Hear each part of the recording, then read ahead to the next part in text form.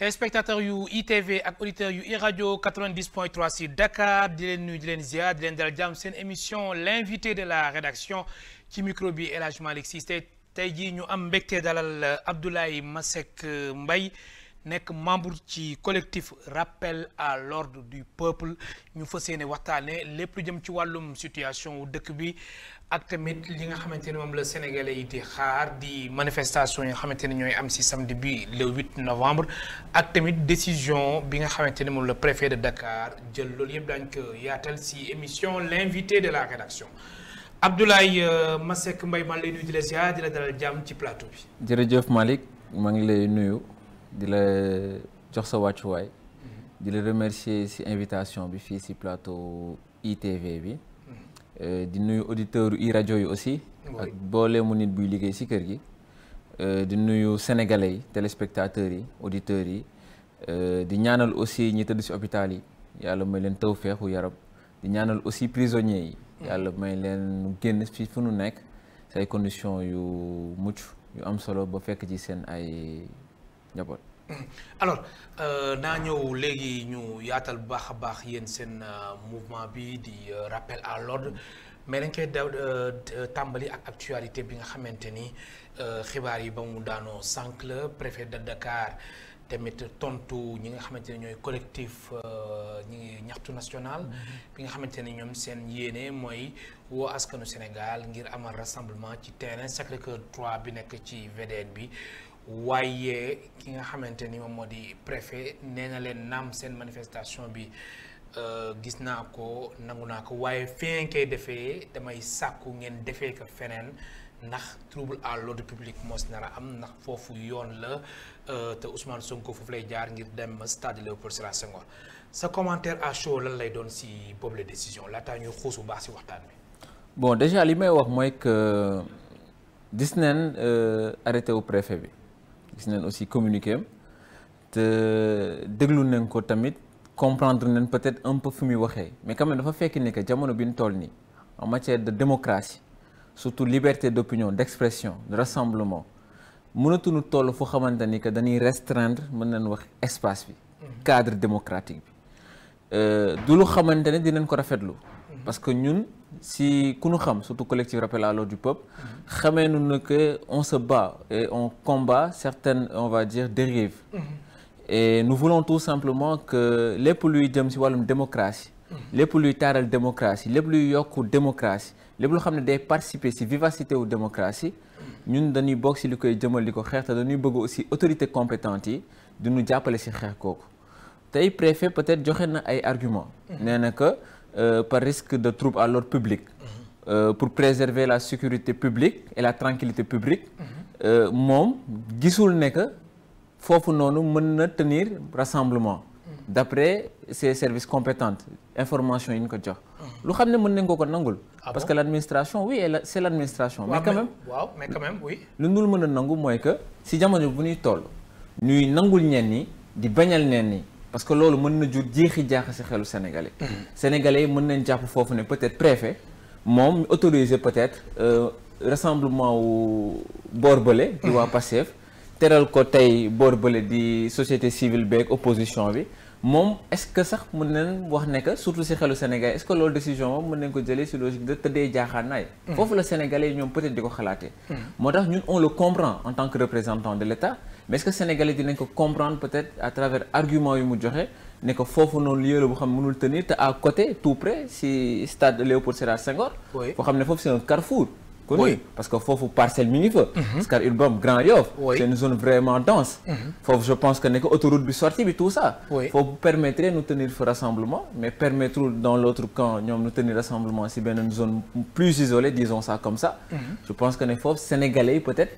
mën neen am jeexi jaaxa ci côté boobu mais quand même ñun moom dañuy respecter lépp luy décision administrative et aussi vu que ci biir communiqué bi gis nañ ne que bon wax na ak beneen camp bi surtout mouvement national yi ñaxtu national bi et cetera ne leen que mën ngeen xoolaat beneen lieu boo xamante ne que mën ngeen fa tenir seen rassemblement waaw mais à moins de 24 heures wala à 24 heures nga wax leen li ni mel génne décision bi est-ce que décision boobu mënul woon gën a teel gars yi mën a jël tamit les devants xool tamit beneen lieu mais soo bàyyee ba ni suba la nga jël décision bi est-ce que teeyul xel.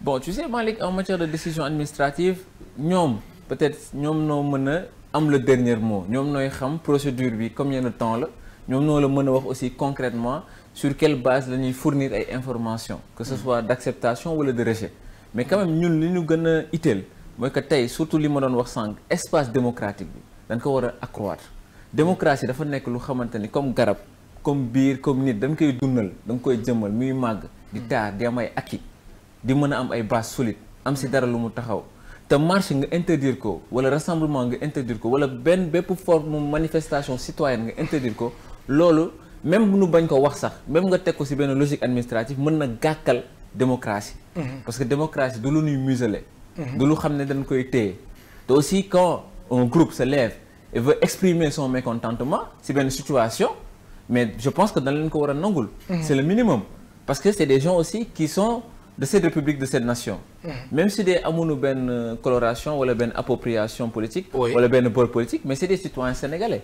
Et je pense que collectif national, bien sûr, bien vrai que si biir am na si ay politiciens, loolu peut-être dinañ su ko fële si oui, bien sûr. Mais franche bi ci gën a ëpp ñu si bëri peut-être c'est des citoyens sénégalais. mais ñoom nee nañ même lieu bi nañuy defee seen manifestation maanaam foofu dañ koy maintenir est-ce que déjà craindre ay comme lu ñuy wax rek ay xët-xët am suba incha allah ci boobu la manifestation. Bon man boog personnellement. su doon dama leen di conseil waaye collectif ñaxtu national dama leen di wax nu peut-être topp ndigalu préfet bi. Pourquoi? Oui. Parce que on a assez de tension dans ce pays. dafa doy quoi. dafa doy. dunu neen mën nañ wax ci 4 dernières années yi. ay tensions yoo xam ne le Sénégal a failli basculer vers le chaos. Sénégal tolloon neen ay jours yu xamante ni ñun suñu ëllëg sax daf ñu xawoon jaaxal. parce que gis nañ fee actes yu graaw yu fi am. loolu yëpp alimenté on va dire par des batailles politiques. par des querelles politiques mais par des formes d'invectives. face on va dire yenn kàddu wala yenn injonction yu autorités yi woon joxe. te yooyu yëpp mën nañ ko éviter. je pense que tey bu dee logique bi mooy taaral démocratie logique bi mooy mayoon tribune sénégalais yi fu ñu exposer seen problème mais que l'autorité compétente moom jugé na nécessaire que fii nii lieu bi mënul peut-être accueillir rassemblement boobu li gën mooy tout simplement nu tënku si li mu wax. bañ a verser vers une forme de provocation aussi. parce que aussi. La force aujourd'hui légale revient à ses autorités. kon boog nu bañ a verser ci yenn confrontation.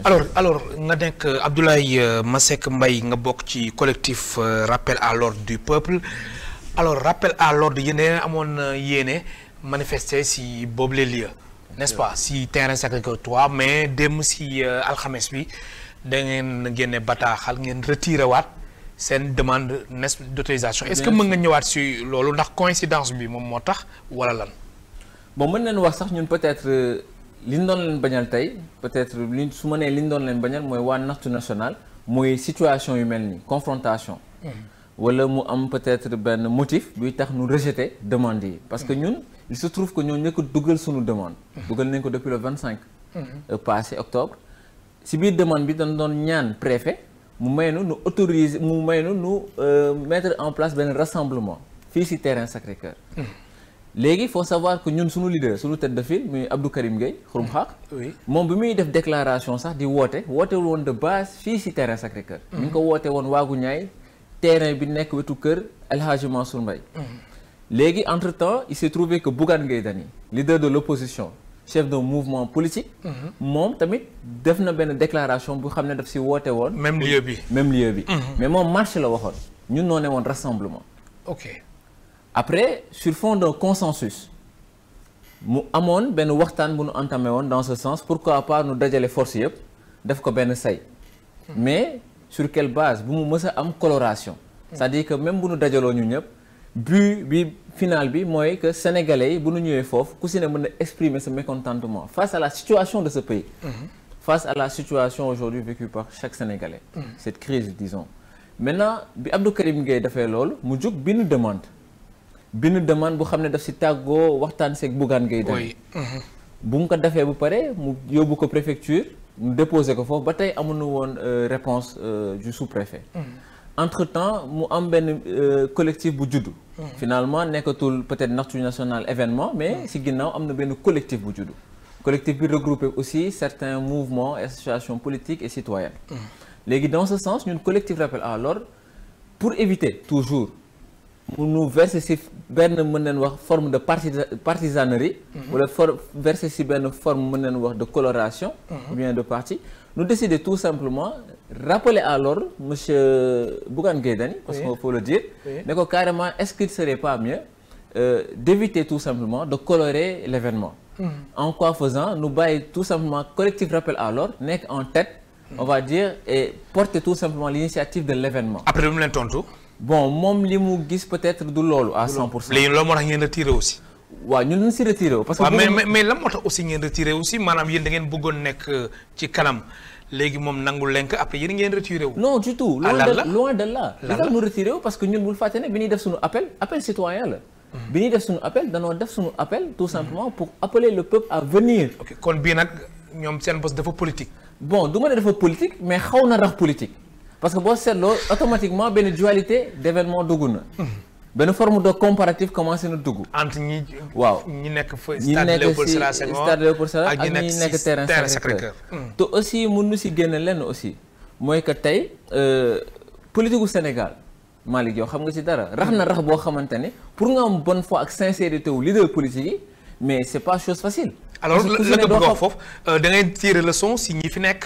bien sûr jamono ji maanaam muy ñoom Ousmane Sonko ak Bassirou Diomaye Faye. bien sûr loolu doon gëmloo Sénégalais yi. bien sûr ak seen discours lu leen doon wax. bien sûr ak réalité bi nga xamante ni moom ngeen constaté. loolu nga bëgg wax moo tax yow jamono ji da ngeen di douter bu baax ci sincérité acteur politique. bien sûr parce que faut savoir que le collectif rappel à l'ordre aussi appartient au peuple baa ko moom.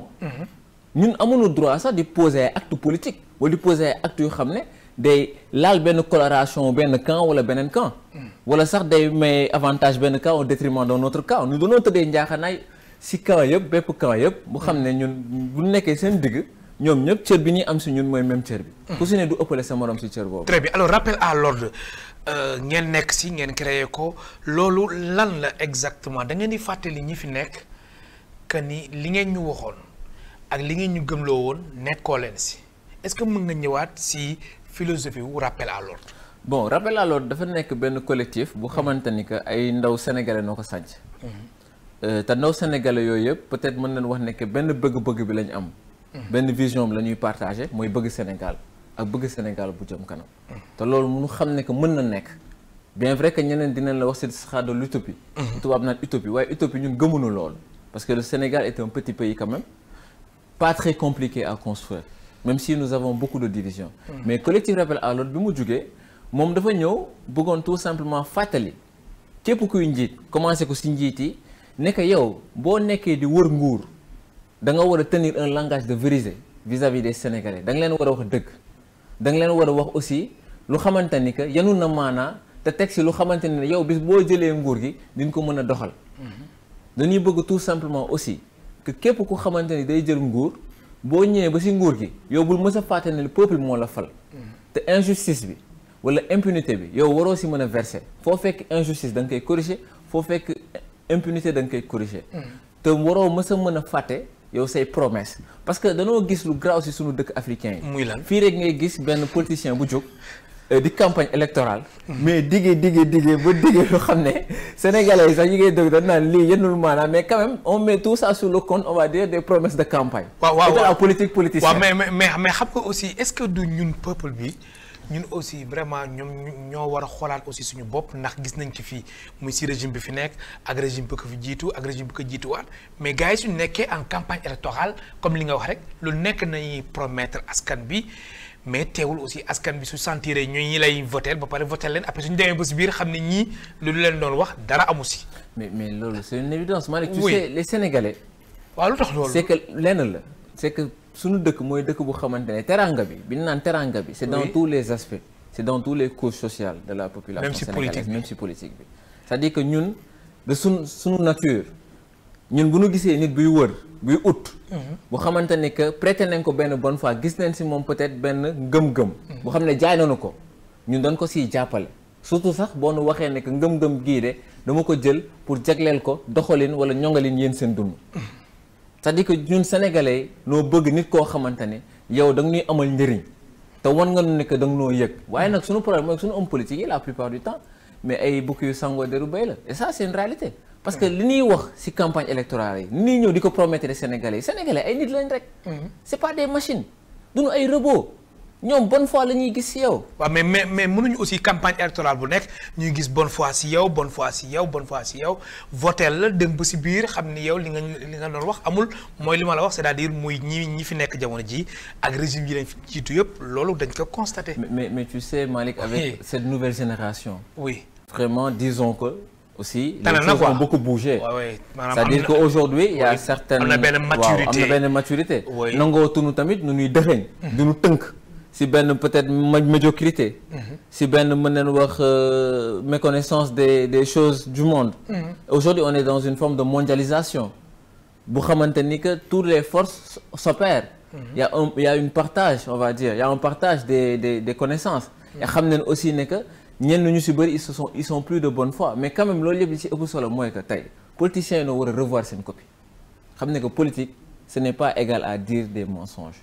def politique c'est pas égal à promettre des choses clairement sorties de ton imaginaire yoo xam ne doo ko mën a mettre en place mais politique surtout mooy dooleel sa askan yokku sa askan mais ñongal sa askan. très bien moo pour solo. ma fàttali suñu mbokk téléspectateurs yu ITV ak auditeurs yu iRadio 90.3 si Dakar tey suñu gan si émission l'invité de la rédaction nekk Abdoulaye Masseck Mbaye bokk ci collectif Rappel à l'ordre du peuple alors Abdoulaye ma bëgg a xam. yéen waa rappel à l'ordre ba na ngeen fas yéene taxawee ci journée wu samedi bi. bon pour le moment ñun moom vu que sous-préfet bi. waaw moom autorisé wul marché bi. waaw ñun on prend cela comme pour un rassemblement annulé c'est-à-dire que ñun compté tunu bisu le 8. da ngeen di xool leneen. da ngeen di projeté leneen di waajal leneen. parce que lu tax. oui parce que aujourd'hui bisu le 8 bi. C'est bien que toutes les couches, on va dire, politiques puissent se retrouver là-bas et citoyennes. Oui. Mais quand même, nous savons aussi commencer à faire politique. Commencer à faire politique. Wow. Donc nous, de par notre posture, de par notre démarche, nous devons accepter tout simplement de verser ces formes. Mais la politique, ce qu'on fait, moi, mais nous devons askanu Sénégal, nous devons daje ci terrain Sacré-Cœur 3, ñaalu baax a baax situation bi nga xamante ni moom la Sénégalais yi dund. ñaalu baax a baax tolluwaayu koom bi ci réew mi ñaalu baax a baax jafe-jafe yi nga xamante ne askan bi ñu ngi koy dund ñaalu baax a baax entreprise yi ñaalu baax a baax détention arbitraire yi ñaalu baax a baax gestion wu régime en place entre autres léegi yow ci ban aspect nga ma mën a wax ni lii vraiment dafa rax politique. mais déjà est-ce que forcément le 8 rek la ñu war a xaar pour mën a wax loolu yëpp est-ce que le 8 seulement. mooy mais Ousmane Sonko moo woote le 8 ñoom aussi ñoom ñu woote le 8. ni sénégalais yu am leen métti ñëw leen ngeen ñaxtu. mais effectivement pour te dire que Malick mbir yi nekkatul mbiru sénégalais mais léegi mbiru politique yi la parce que gis nga Ousmane Sonko réponse Ousmane Sonko posé na acte politique. ñoom tamit ñu opposition bi ñëwoon làkkatu suñu ginnaaw ñun société civile. noonu carrément danoo bëgg yokk leen doole ci bis bi parce que gis neen ngeen woote que da ngeen bëgg bis bi ngeen def benn contre mais pas contre politique mais contre citoyen wane ne que fii bu benn camp bi di tall politique di feetu di def festin di dajale ba di berne. yéen mën ngeen tale exposé beneen camp bi xam ne ñoom ñi ngi métti lu di nakarlu di dund loyer cherté loyer yi manquement hospitalier yi coût de la vie coût cherté de la vie yi taxation 1% sur les timbres et cetera et cetera et cetera c'est-à-dire que ñoom sax noo dem ba dugg ci peut-être benn combat de rivalité de dualité de comparatif de réponse politique te nekkatuñu foofu c'est-à-dire que sénégalais comme ni mu la ko waxee talatuñu yooyu les Sénégalais versé tuñu ci forme de pratique yooyu. Ils sont assez matures. Mais justement li ngay wax ni est-ce que du le régime en place xam nga mën nañu wax ni entre guillemets mën nañ ko tolérer opposition bi par exemple ak mouvement citoyen ñoom ñu wootee naqar lu baax situation dëkk bi mais le parti au pouvoir le régime en place ñoom ñuy xaar solution ci ñoom ñuy woote meeting. Est-ce que ñoom war nañ tal meeting. du tout war na ko tal mais attends ki woote meeting boobu noonu. tera meeting bi. moom leen dafa jël congé moom. mais moom bu jëlee congé te population bi ñoom en ce moment kenn jëlu si congé da ngay gis ko amoon benn liggéey. oui sous l'ancien régime wala dans l'ancien temps tey ñaari liggéey nga am. ndax dëkk bu metti ñaari problème ndax dëkk bu metti ndax cherté de la vie. oui ndax coût woyofal bi. ak taxi. ndax taxation 1% sur les timbres yi. ndax politique fiscale asphyxiante bi. ndax beaucoup de choses yoo xamante ni tey je pense que moo nekkoon priorité tu peux pas hériter d'un pays en ruine. oui. yow yaa ko waxal sa bopp nga ni c'est un pays en ruine. xam nga ni pays en ruine Malick. mooy waxuma sax dëkk bu xam ne dafa yàqu mais dëkk bu rajaxoo. tojotoo. mais est-ce que réellement loolu la ñu gis quand même. ah mais tu sais. mais est-ce que du ay mots de trop est-ce que réellement loolu la ñu gis. le pays en ruine. Sénégal su nekkoon pays en ruine est-ce que situation bi. mais je pense qu'il est le mieux placé pour le dire étant donné que tous les dossiers du Sénégal aujourd'hui sont sous sa table. lui et son président. tey Sénégal kenn mënu mën a wax lan mooy problème mi moom ak président bi xam nga tax parce que kenn ki moo définir politique de la nation keneen ki mooy exécuter politique de la nation. ñoom dossiers yi dañ ko xam nañ lépp moom si ay kàddoom moo nekk j'ai hérité d'un pays en ruine. fekk fi ay dettes cachées. ay dettes cachées. ba ñi fi nekkoon di ko weddi 7 milliards de dollars yu xam ne transité na. dugg na Sénégal par des canaux parfois officiels parfois non officiels. teg si ne moom mu ni que ce pays aujourd'hui est malade. je pense que ne moom conscience am bu ko mayee tey mu woote ndaje politique woote ay militants am dajale leen sur fond de dafa am lu muy waxtaane mais lan la ñuy waxtaane je pense que Sénégal li ñu waxtaane si 4 dernières années yi doy na lu jógee foofu si 1 an 8 mois yi ñaata waxtaan moom la fi woote et puis sax est-ce que yaakaaroo comme keroog sorti bi mu génnoon joxe rendez-vous le 8 est-ce que foofu rek mënu fa woon wax comme ni mu defoon maanaam waxu problème sénégalais yi c'est que date lu tax mu jàpp le 8 si sa gis-gis c'est que le 8 si boppam amul woon pour am wala exister tu sais pourquoi parce que du événement tey dem nañ ba le 8 nekk événement national sur quelle base sur la base de déclaration d'un premier ministre bu xamante ne neen dafa soxla waxtaan lan waxtaan si moom ak njabootu politique am mais waxtaan aussi si état mais waxtaan si état si lan mais waxtaanu état est-ce que du dafay révéler aussi ñu ñenn ñi di wax naan au sommet de l'état il y a un malentendu entre guillemets ah mais loolu yëpp ba tey je pense que c'est le problème à eux je pense que aujourd'hui ñoom est-ce que Malick oui man xam nga luy sama problème. mooy que les politiques se rendent compte aujourd'hui de la situation économique des Sénégalais. oui. est-ce que aujourd'hui les politiques ils comprennent que les Sénégalais ils souffrent te ñoom pendant ce temps depuis presque 1 an 8 mois ils ont apporté aucune solution mais quand même vivent on va dire sous on va dire ces Sénégalais. en étant payés grâce aux contributions des Sénégalais. mais est-ce que aussi ñoom ils comprennent réellement que ne que je pense que boo demee ba di woote ndaje.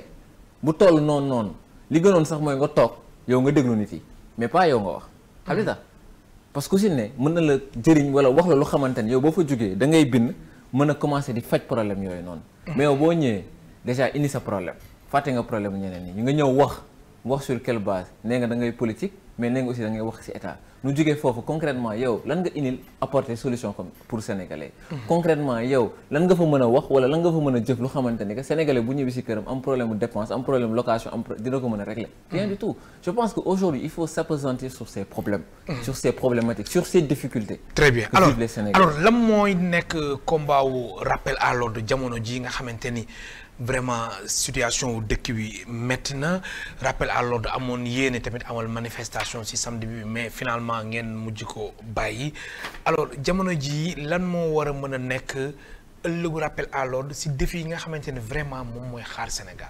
bon comme toujours ñun moom on assume et nous avons on va dire une position responsable vis-à-vis de la situation actuelle. La preuve si suñuy 2 dernières rassemblement sorti yi ñu def activité sax mën naa ko tuddee noonu. oui muy marche portant sur la criminalisation de l'homosexualité qui est une chose très importante parce que qui est un fléau aujourd'hui international.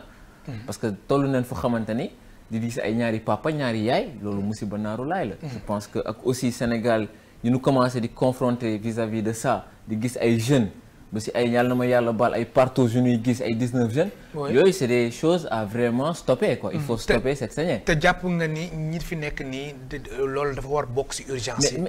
mais ñoom ban taxawaay nañ ci am. est-ce que gis ngeen ni ñoom mbir mi ñu ngi koy baral ngir vraiment daal mbir mi ñu jël. non mais non amuñu ci benn taxawaay.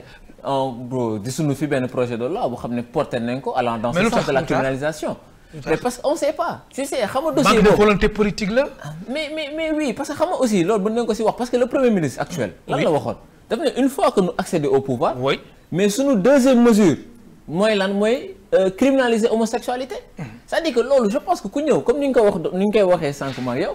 promesse de campagne c'est-à-dire que yow booy ñëw di wër si di nga digg wax li gars yi bëgg a dégg mais bis boo faloo mais c'est comme si tu deviens aphone dafa mel ni yow li te xam nga ko parce que tu connais les problématiques des Sénégalais. parce que yow Sénégalais nga fii nga juddoo fii nga yoroo fii nga màggee réalité yi. tu as un cousin un frère et cetera qui le vit au quotidien même sa gardien boo gën da koy dund. mais quand même il faut fuir de tout cela et doo comprendre tey criminalisation de l'homosexualité nekk lu am solo parce que gis nañ dérive yi fi ñu commencé am. gis nañ jeunesse bi ñu commencé di leen détourner dans ce sens.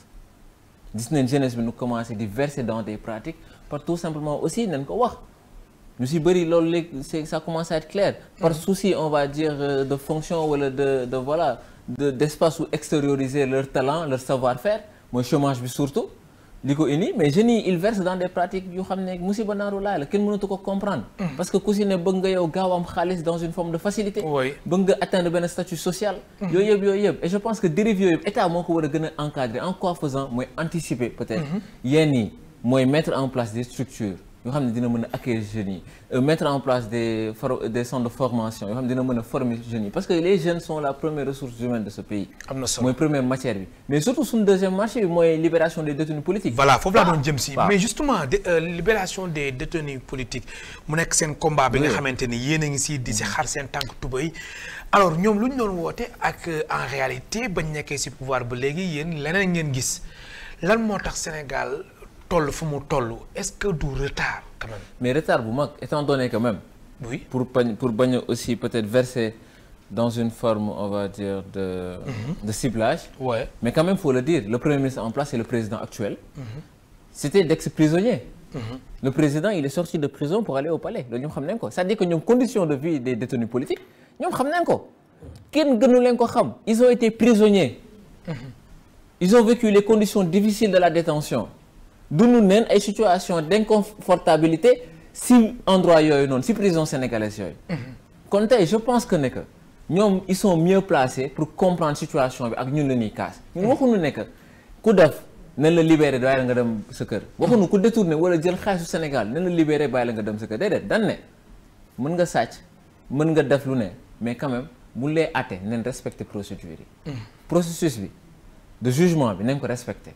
bu nu bafoué mën nañ wax yenn dossiers yi. bu nu jël yenn peut-être dossiers yi utiliser ko comme des moyens de pression wala bu nu verser aussi dans une forme de revanche. parce que loolu jaru ko ci réew boo ko hérité comme ni nga wax da ngay hérité lépp. problème yi solution yi aspect positif yi aspect négatif yi. mais quand même li ëpp solo mooy que boo ñëwee il faut avoir cet esprit de rassemblement. de rassembler di dajale nit yi. di boole parce que le Sénégal est un pays en construction. très bien alors kon da ngay rejoindre Abdourahmane Diouf mu ni Sénégal mënuñ ko defar mënul développer wu si haine ak vengeance ak justice des vainqueurs. personnellement li ni mel amu si kon da nga koy rejoindre. personnellement man ñoom pour ne pas verser dans le. ci kii politique quoi non mais c'est-à-dire par rapport à déclaration bi quoi. parce que tu sais. oui nous sommes plus du côté de la promotion citoyenne. des valeurs citoyennes et cetera. waaw mais c'est important. ndax ñu ngi wax foofu bu dee discours bi rek laay analyser. li ma wax foofu lu am solo la. c'est-à-dire que Abdourahmane Diouf a adopté on va dire la posture d'un responsable. parce que tamit kilifa mooy. ku xam ne du verser ci ay formes peut-être de division de querelle. su xam ne sax infantile à la limite. parce que aujourd'hui Sénégal ñun ñëpp ko bokk. ñun wax comme ni ma la ko waxee léegi. kenn bañul ku def nu jàpp la. daan la teg la ci yoon. mais li ñuy bañ mooy tout simplement nga jàpp ni singili ko. te tey tamit nu waxtaan. te constat boobu nga def te Malick non mais def nañ ko ñun collectif rural bu yàgg. Abdou Karim Gueye Kurum Xaq ñaatoon la wax sunu leader ñaatoon la wax ne que justice bii nii ni muy doxee dalul xelam. que justice bii nii ni muy doxee dafa war a tëddee njaaxaanaay. que justice bii nii warul nekk juste tout fayantaw. mais tey boo seetloo ñu la majeure partie des personnes qui ont été arrêtées. oui mais c'est des personnes qui ont eu on va dire des antécédents avec aujourd'hui une autorité bien connue en place. pour bañ a citer son nom parce que Ousmane Sonko nga bëgg wax. mais oui mais ces gens ont eu des problèmes avec cette autorité ñu si bëri. xam nga li ma lay wax ñu si bëri woon des contentieux ouverts. kon fayantoo nga gis. non du fayantoo. ah mais loolu nga bëgg wax. non dama bëgg wax foofu nekk dama bëgg wax foofu nekk tout simplement. manière bu ñuy justice bi doxee manière bi justice di liggéey nañ ko éviter tout simplement mu am détente wala mu am coloration si peut-être bon vouloir kenn wala des uns ou bien des autres wala des formes de groupe de pression ay non wala da ngay di sax wala ñu nekk sur réseaux sociaux yi waaw merci benn communauté bu génn naan merci looy xaar faut éviter ça c'est-à-dire que tey ba si gis nañ ko si kaw j'en passe yéen seen confrère parce que aussi vous suivissez on va dire certaines formes d'oppression seen confrère ak consoeur muy kenn ki Babacar Fall kenn Maimouna Ndour Faye mais je pense que il y a des méthodes aujourd'hui utilisées qui ne sont pas réellement nécessaires est-ce que jar na ko un journaliste qui fait son travail qui se limite à transférer ou bien à transmettre l'information. Oui. gis nañ fi benn journaliste fii Sénégal boobu on était plus jeune bu dem ba Casamance interviewé benn chef rebelle. oui. et cetera et cetera c'est-à-dire que da ngay gis sax fii ay journal occidental yuy wàcc si yenn zone yu xam ne ay terroristes noo fa nekk interviewé leen. c'est-à-dire que la parole moom elle est libre. la parole de chacun compte nga nekk bandit nga nekk une personne de bonne foi nga ne l'essentiel mooy que faut être responsable. dans on va dire la transmission de cette parole. et savoir aussi que voilà un journaliste est pas une personne à museler. am na solo alors ñu jeexale benn aspect kaw Pape Malick Ndour ban commentaire nga si def dem arrestation ñi lépp lu jëm ci mbirum Prodac la que yoon waa pôle judiciaire financier di toppee ban commentaire nga siy def. bon déjà je me dis que c'est dommage étant donné que barki démb rek gis naa ko. barki démb mën a yoo su croisé vite fait sincèrement. barki démb rek kon photo boobu noonu may gis si. kii waaw mooy photo bi mu ne barki démb la woon. alors que quand je me suis réveillé le lendemain ma yëg information bi j'étais un peu surpris mu nekk aussi ku baax sincèrement mu remarqué ma nuyu ma jox ma sama. ngeen saafonte bon voilà. quand même ñun li ñuy wax rek mooy que vu que dossier la bu xam ne c'est mu ngi justice lié on va dire à la justice te aussi dossier bi tamit nature dafa xaw a complexe parce qu'on parle aujourd'hui de fonds de détournement de fonds de trucs liés on va dire à la trésorerie de l'État et cetera des deniers publics dañ siy tey mais quand même li ñuy wax mooy dañuy bañ impunité moom dañ koy bañ c'est-à-dire que comme ni ma la ko waxee sànq boo seetloo arrestation yu bëri ñu si bëri ñu ciblé c'est des gens qui ont eu des bisbilles antérieures avec voilà une personnalité connue de ce pays. ñu si bëri ils ont eu des contentieux. mais doo wax trop personnalité bi ngay wax. kan la Ousmane Sonko ngay wax. bon tu sais le leader du parti Pastef. non parce que am na toll nañ benn moment bu xamante ne aussi faut comprendre la situation. oui c'est-à-dire que surtout si wàllum justice. pour pas verser dans une forme de provocation. parce que tamit wàllum justice waa ñoom deniers publics dafa xaw a sew. waaye li ëpp solo mooy impunité parce que tey ñoom ñi ngi toppee tey Pape Malick Ndour détournement présumé de 2 milliards je sais pas combien mais quand même li ëpp solo xam nga tey lan la mooy que am na beneen dossier aussi bu fi nekk mooy le collectif des anciens détenus. oui mu xam ne ñoom dañ leen alloué 5 milliards. mu en première tranche bu ñu répartir je pense sur 1900 et quelques familles tu vois si biir tranche bi leen répartir. nu décelé si benn déficit wala non nu déficit benn manquement de 165 millions. bu xam ne justificatif ba tey amul au niveau on va dire du ministère de la famille et des solidarités. gis nañ fi aussi benn problème bu Thierno Alassane Sall soulevé il y a pas longtemps le leader politique de ARC. mooy dossier wu Azer bi ba dem na si benn village bu xam ne que si biir document officiel yi. village boobu électrification bi de A à Z ça a été réglé moom bi mu fa demee il s'est rendu compte que amul sax benn poteau d'électrification bu fa nekk. ak yeneen je pense que ne que tey ñoom lii doon peut-être seen li gën si ñoom seen logique quoi mooy nu bañ a verser dans ces pratiques wala bañ a jiiñ ñi détournement te ñoom seen camp aussi ñu ngi leen di xaw a suspecter si peut-être yenn forme d'opération yoo xam ne nébuleuse wala. yu peut-être lié suspect quoi yoo xam ne leerul quoi loolu nga jàpp. je pense que loolu moo gën. lan ngay jeexalee simili yi jeex na Abdoulaye. bon li may jeexalee mooy tout simplement damay rafetlu émission bi ci invitation bi mais surtout di wax benn message bu clair. oui mooy que collectif rappel à l'ordre du peuple. c'est un collectif du peuple. peuple bi Sénégal moo ko moom. ñun tollu dépassé nañ fu ñuy amee espoir on veut des acquis. des acquis dans la démocratie. des acquis on va dire républicains des acquis citoyens des acquis même économiques des acquis culturels c'est-à-dire que si bépp aspect wu société bi si bépp secteur dañ ko war a jëmmal taxawal ko ñongal ko ba mbir yi mën a dox ku si ne mën si gis sa bopp waxu na ne nag naam ñëpp mën nañ si gis seen bopp mais majorité mën nañ si gis seen bopp te aussi di fàttali que ñun collectif rappel à l'ordre bokkuñu si benn bord politique défendre ñu benn camp politique on est là pour le peuple nous sommes le cheval de Troie de qui que ce soit bokkunoo kenn nekkunoo kenn ñun peuple bi lañ nekkal ku ñëw nag gisuñu ci liggéey ak peuple bi ñuy liggéey bëgg taaral démocratie bëgg yokk mën nañ wax droit au peuple bi bëgg kaasal peuple bi yenn devoir am yoo xam ne état bi daf si fayit wala joxu leen ko ñun foofu dañ si ànd ak yow te nekk na fi aussi pour benn état. collectif rappel à l'ordre tey bu fi gouvernement bi wala état bi jóge woon état bi ñëwaat tamit. même chose ñuy taxawee. très bien waaw.